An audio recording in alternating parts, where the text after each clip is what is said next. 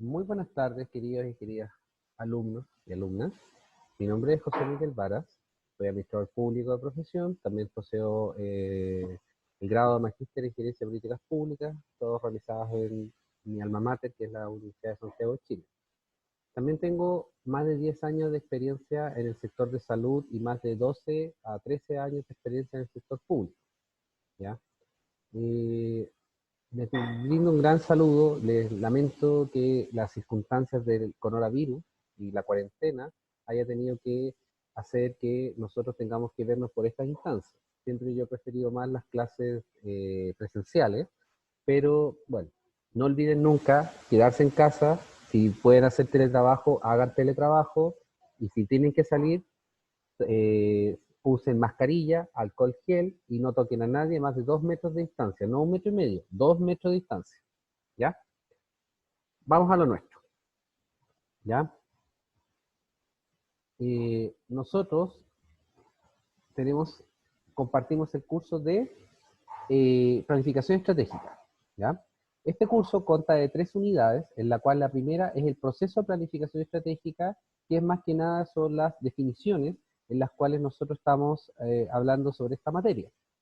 Esta clase va a ser bastante más corta, al igual que la del jueves, porque ya les mandé el correo electrónico. De hecho yo estaba grabando esta clase cuando me mandaron el correo, así que tuve que reiniciarla para poder recomodar todo. Y va a ser más teórica. Por lo tanto, ahí lo que vamos a ver son los conceptos de planificación, planificación estratégica, las ventajas de esta y el presupuesto y la planificación. Son partes más técnicas donde más que nada uno tiene que ver algunas cosas, ¿ya? Ahora después vamos, la segunda unidad va a ser referido al análisis estratégico y la conceptualización de la estrategia. Ahí muchos de ustedes, si trabajan en el sector público-privado o en algunas de sus formaciones, van a ver que hay unos temas con respecto al análisis del entorno, PEST o PESTA, dependiendo del autor, y el análisis FODA. También están las 5 fuerzas de Porter, los escenarios estratégicos y los productos y objetivos estratégicos, que es algo muy importante y que salen todas muchas cosas. Y por último, está la unidad de planificación operativa y seguimiento de la estrategia, donde está la unidad estratégica de negocio, y también la relación con el control de gestión y cómo podemos alineamiento desde el punto de vista estratégico. El sistema de evaluación va a constar de 3 partes. La primera parte va a ser, disculpa, ahí debería ser B, no A, debería 35%, que equivale a pruebas escritas, ¿ya? Yo he decidido hacer 2 pruebas escritas, ¿ya? Más que nada para poder medir los conocimientos, pero también van a haber un 25% de trabajo escrito, o trabajo que me van a tener que enviar, ¿ya? Y por último, y por reglas de la escuela, también van a ser el 40%, que es el examen final, que nadie se exhibe y lo tienen que dar todos por obligación, ¿ya?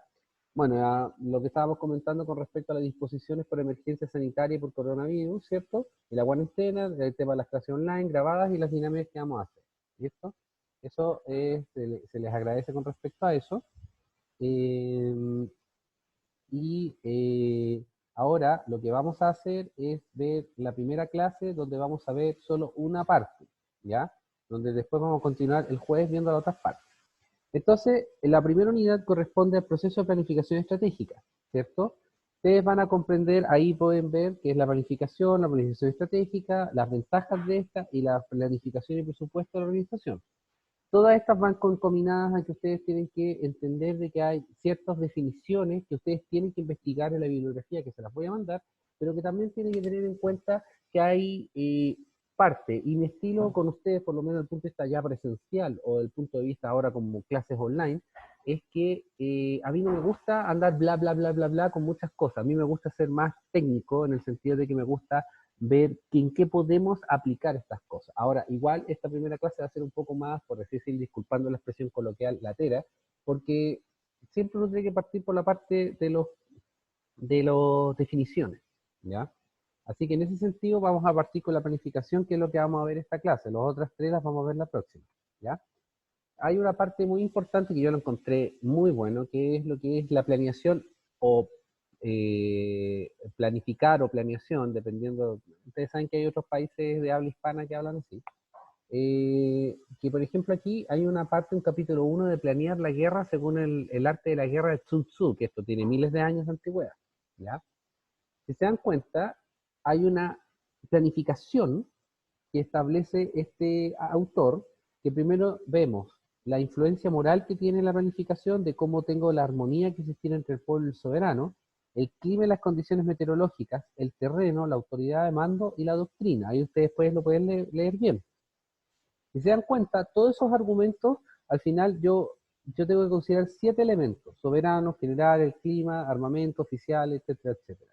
De todo esto, lo que yo puedo definir o lo que ustedes pueden decir es que al final eh, yo estoy planificando, estoy teniendo una hoja de ruta, estoy teniendo una secuencia lógica o una trazabilidad, por así decirlo, que está de moda esa palabra, que es del área más clínica, ¿ya? Que es donde yo tengo un alineamiento lógico en que voy a hacer. Les voy a dar un ejemplo mucho más simple. Cuando ustedes van a hacerse el desayuno, el almuerzo, la cena, etcétera, y estoy hablando de ustedes nomás, no a la familia ni nada, sino ustedes, ¿ustedes qué hacen? Primero me levanto, después voy al baño, después del baño ahí decido si voy a bañarme o voy así nomás, después voy a ver qué es lo que tengo en el refrigerador o en mi casa, y de ahí decido qué es lo que voy a cocinar o qué voy a comer, o si no cocino y ya lo tengo preparado, o incluso lo pido por teléfono, etcétera, etcétera, ¿cierto? Ya, todo eso conlleva a que yo estoy planificando algo para obtener un resultado, o para obtener una ganancia, o para tener un bien y producto, ¿cierto? Entonces, si se dan cuenta, aquí hay un cuadro bastante bueno donde están las definiciones de planeación o planificación, ¿ya? Entonces, por ejemplo, Fayol, estamos hablando de 1916, además que esto es una definición cronológica. O sea, por ejemplo, por etimología, según la Real Academia de Lengua Española, planificar o planear es del planus igual, nivelado, plano, o disposición general de una obra, o en análisis de trabajo para cierto tiempo. O sea, es ponerse a pensar, ¿ya? Según Fayol, es el calcular, el porvenir o prepararlo. Me imagino que ustedes han tenido administración en algún otro curso o en alguna otra de sus formaciones. Henry Fayol, el principal arquitecto de la administración científica, ¿cierto? Estamos hablando de 1916, ¿cierto? Ingeniero francés, etcétera, etcétera, etcétera, ¿ya? Pero si bien después ustedes ven a George R. Terry, que es del 76, ven más que nada la formulación y uso de suposiciones o premisas para un respectivo futuro. O sea, aquí yo ya estoy yendo al área de las ideas. O sea, la planeación no es solamente cómo voy a calcular y preparar las cosas, sino que también tiene que ver una relación de hechos o una relación de posibles consecuencias que pueda tener, y cómo yo las puedo evitar o cómo yo puedo lograrlas. Va a depender eso. Y ante eso yo tengo que hacer, por ejemplo, formulación de actividades, presupuestos, etcétera, ¿ya? Ahora, entre los años 80 también, que vamos a ver con las corrientes de pensamiento, eso ya tiene que ver más con filosofía política y filosofía de la administración. Entonces ahí ustedes ven que hay teorías de las neoclásicas, las clásicas, las sistémicas y las contingenciales, ¿ya? Ahora, un plan es un cualquier método detallado formulado de antemano para hacer algo, y aquí podemos ver tanto a F. E. Cast, no el Cast que ustedes piensan, y a J. E. Rosenwein, ¿ya? Todos y la mayoría norteamericanos, así que todos ellos más que nada ofrecen un método de pensamiento, un procedimiento, si lo quieren llevar así, un procedimiento en el cual yo ordeno las ideas para poder conseguir un fin específico, ¿ya? Eso se llama de una manera mucho más simple la planificación. Ahora, si lo vemos desde el punto de vista del tiempo, ustedes pueden ver que en la planificación, por ejemplo, en 1969, ¿ya? Tenemos los estudios de planificación, ¿ya? Los chistes los dejamos para después, por favor, ¿ya? Aquí, por ejemplo, tenemos el modelo de Steiner en la planificación estratégica, ¿ya? Si se dan cuenta, ustedes tienen estudios de planificación, y los estudios de planificación tienen objetivos sociales, organizacionales, etcétera, que también después se valoran y se evalúan.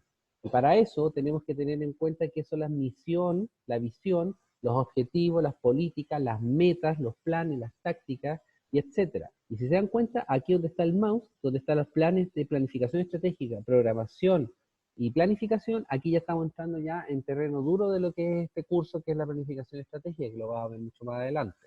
Entonces, se dan cuenta, ustedes tienen el orden de las ideas y la articulación que sería la planificación, y por supuesto después ustedes las aplican, ¿ya?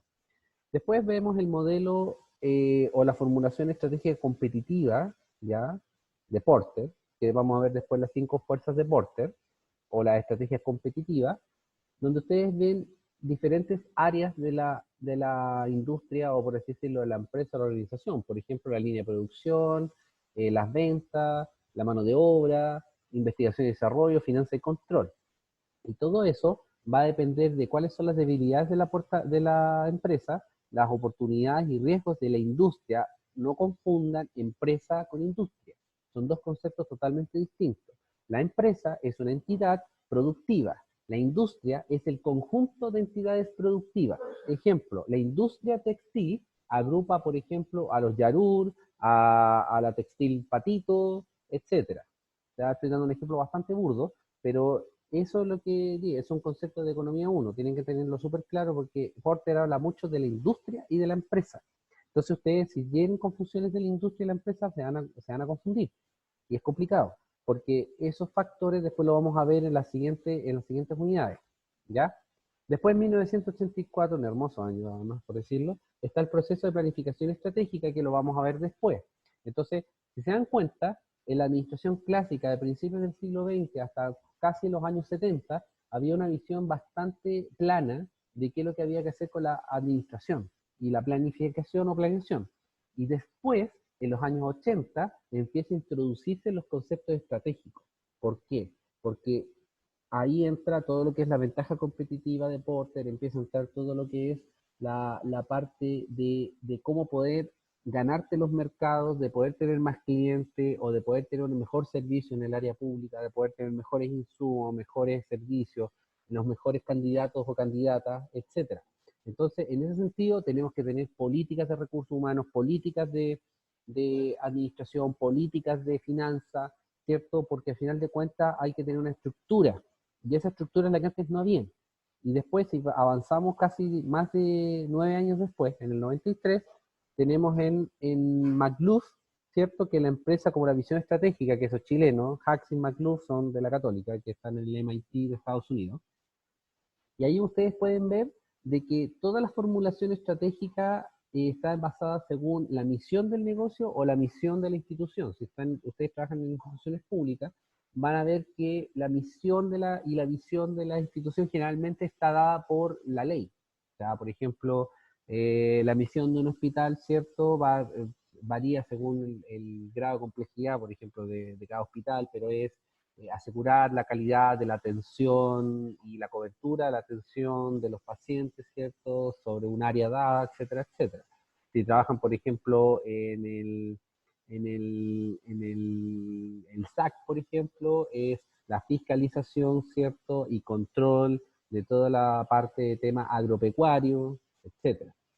Como lo que pasó hoy día con el Puma también. ¿Por qué estaba metido el SAC? Porque el SAC tiene la autoridad para cazar, más que cazar, para controlar las especies en peligro de extinción o las especies nativas. El zoológico, obvio, porque ellos tienen las indumentarias y la expertise para hacerlo, y la Serena Salud, obviamente, porque es un tema sanitario. ¿Ya? Se dan cuenta, para el 97, ya esto va asumiendo otros ribetes, que estamos viendo que lo vamos a ver más adelante con los conceptos stakeholders, que son los, por así decirlo, los accionistas. Y son los accionistas en una empresa, en el caso del sector público y todo, no tenía que los stakeholders somos nosotros, los ciudadanos, que planteamos, y ahí lo van a ver ustedes después en políticas públicas, que planteamos cierta situación. Ejemplo, el estallido social del octubre del año pasado puso a la palestra, si ustedes no han tenido políticas públicas, traten de revisarlo con sus compañeros o en la bibliografía, de que la agenda pública que tenía el gobierno fue cambiada por las necesidades o los planteamientos que estaba haciendo la ciudadanía. Por lo tanto, en ese sentido, los stakeholders cambiaron la misión y visión de algunas cosas y cambiaron también los objetivos estratégicos del gobierno, si lo vemos desde el punto de vista público. Desde el punto de vista privado es mucho más simple. Y por último, tenemos también esta parte que es en función de problemáticas con datos para poder obtener también una planificación. Después, en el 2003, tenemos el modelo básico de una escuela de diseño, ¿ya? Que es creo a la estrategia como un concepto. O sea, yo creo una estrategia basada en la evaluación, valores, y responsabilidad frente a lo que necesito. Y eso tiene evaluaciones internas y externas como salen en el gráfico. Por último, también tenemos el modelo integral de dirección estratégica que lo vamos a ver más adelante, porque aquí ya estamos empezando a mezclar cosas y nosotros ahora solamente estamos hablando del concepto de planificación bastante plano, ¿ya? También tenemos también las 5 tareas de la administración estratégica y luego el proceso de administración estratégica, obviamente tal, ¿cierto? Todos ya basados en la época del nuevo milenio. Y esto tiene que ver mucho con lo que vamos a ver en las siguientes clases con respecto a la estrategia de negocio, la elaboración estratégica. Incluso después, cuando veamos la última parte de la unidad 3, también está el tema del balance scorecard, que sobre todo en el sector público es bastante aún utilizado, ¿ya? Ahora, ¿cuáles son las...? Los autores tienen bastante, eh, muy eh, en concordancia, que hay etapas de la planificación o planeamiento.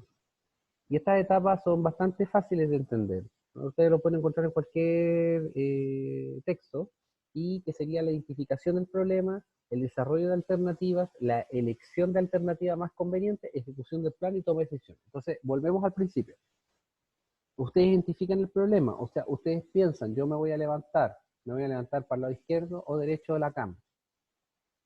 Es una cuestión súper burda, pero al final de cuentas es un tema de lo que ustedes están planificando, cómo se van a levantar, incluso cómo se van a dormir, si van a dormir para el lado izquierdo, derecho, de guata, de centro, para el otro lado, con debajo de la cama, sobre la cama, el baño, como ustedes quieran. Es una tontera, pero si se dan cuenta, lo que quiero llegar es que ustedes están identificando una problemática. La problemática es cómo se van a bajar de la cama, cómo se van a dormir. ¿Cuáles son las alternativas? Si me voy por la izquierda o la derecha, o por al frente, o levito. Y ahí ustedes tienen que ver cuál es la que es más conveniente. Por ejemplo, no, me torcí el tobillo jugando a la pelota, quiero la pata izquierda, entonces mejor lo hago por la derecha. ¿Ya? Ejecuto el plan, ya mi plan va a ser que yo me voy a levantar por esto, voy a hacer un movimiento, voy a tomar mi pie, voy a levantarme y voy a ir hacia el baño. Y ahí tomo la decisión de cuál voy a hacer. Un ejemplo bastante burdo, muy cotidiano, pero que se aplica tanto para las empresas. Ahora, también ustedes pueden ver de que hay niveles de planificación. Entonces hay niveles estratégicos, tácticos, operativos y normativos, ¿ya? La parte normativa se refiere más que nada a toda la parte de políticas, reglas, leyes, etcétera. Eso pasa mucho en el sector público. Y más que nada la planificación, por ejemplo, tiene que ver, por ejemplo, si yo quiero planificar los sueldos, por ejemplo, tengo que tener un tiempo. En el sector público o en el privado hay reglas por leyes y decretos que tengo que seguir. Por lo tanto, yo no puedo pagar el día en que a mí se me pare la gana. Tengo que hacerlo, por ejemplo, en el sector hospitalario de salud, centralizado, tiene que ser antes de los 24 y generalmente se hace una semana o 2 semanas antes, pero el pago efectivo se hace el 24 o antes, dependiendo si es 17 de septiembre. Después está la parte operativa, que más que nada es la parte como de los, por así decirlo, los empleados, los ejecutores. O sea, hay un micro planeamiento de cómo hacer las metas, las metas de producción, las metas por ejemplo, cuántos pacientes atender, cuánta gente atender en el box de atención, vaya redundancia, de cuántas fiscalizaciones voy a hacer, etcétera, etcétera. Eso es la parte operativa. La parte táctica, que es un proceso continuo, es todas las tomas de decisiones que van siendo racionalizadas y que van conforme a un sistema. Por ejemplo, el mismo ejemplo de atender pacientes o atender gente del público, es que esas cuotas, por así decirlo, de atención, tienen, además de que tienen que ver con un método de un mono, por así decirlo, también tienen que ver con un tema de cuánta es la capacidad que yo tengo de respuesta. Y esa capacidad de respuesta tiene una táctica de abrir de lunes a viernes, a tal hora, a veces abrir los sábados, ¿cierto? Para poder tener mayor respuesta o dar mejores respuestas a las personas, etcétera. Y después viene el estratégico, que lo vamos a ver con más dedito adelante, que son las cosas a largo plazo también. Ahora, también cuando yo planifico, o ustedes planifican, también tienen estilos. Y hay varios estilos de planificación, que hay 4 que son como los más importantes que dice la literatura. Por ejemplo, la inactiva, que son personas que están satisfechas con la situación actual y que ante cualquier intervención de los cursos actuará. O sea, ellos están cómodos o cómodas y que si cambia su status quo o su estado, ellos actúan. Si no, no actúan. Hay muchas personas así. Yo conozco personalmente a varios. Después están los reactivos, que ellos o ellas se encuentran y están convencidos que la situación está yendo de mal en peor y su planificación se centra mucho en el pasado. O sea, ellos están viendo de que todo está yendo mal, está yendo mal, está yendo mal, y ellos reaccionan sobre todo estímulo. Generalmente esto está muy relacionado negativamente, porque aquí, como dice la literatura, son muy reacios, por ejemplo, a nuevas tecnologías, porque creen que los van a dejar sin empleo, ¿ya? O, por ejemplo, cuando hay un nuevo sistema para atender público, ¿cierto? Con nuevas plataformas de Internet, ¿cierto? Que tienen que capacitarse, y ellos son muy reacios a eso, y es el típico funcionario que uno tiene que tener bastante cuidado al poder relacionarse, ¿ya? Después están los proactivos o la proactiva, que siempre están mirando hacia el futuro. Es como al revés de los reactivos. Están mirando hacia el futuro, son bastante asertivos o les encantan las nuevas tecnologías, etc. Y después están los interactivos, que son los que les gusta el tema de la prevención y siempre estar acorde a las necesidades futuras. ¿Pero cuál es la diferencia de los proactivos? Los proactivos siempre se centran con una mirada en el futuro, los interactivos van en el momento, in situ, ¿ya? Así que como les había dicho, esta clase va a ser súper, súper corta, más que nada para conocernos. Ojalá la próxima clase, si seguimos en cuarentena, poder hacerlo desde el punto de vista con Zoom, Skype o alguna herramienta, o con las herramientas del aula virtual que se puedan hacer. Escríbame correos electrónicos en los horarios prudentes para poder contestarles. Vamos a ir haciendo, vamos a hacer un bonito curso, vamos a aprender harto y vamos a también a soltar bastante la mano, ¿ya? Yo soy bastante comprensivo, no tengo ningún problema si ustedes me lo plantean, así que chiquillos y chiquillas, un gusto, por favor, cualquier cosa al correo, ¿ya? Y también con copia a su delegada de curso y también a la María José Taibo, ¿ya? Ella también tiene que estar copiada mientras todo esto no funcione en la plataforma. Después todos vamos a comunicarnos por vía directa como ustedes lo han hecho siempre en la plataforma, ¿ya? Un gusto, muchas gracias.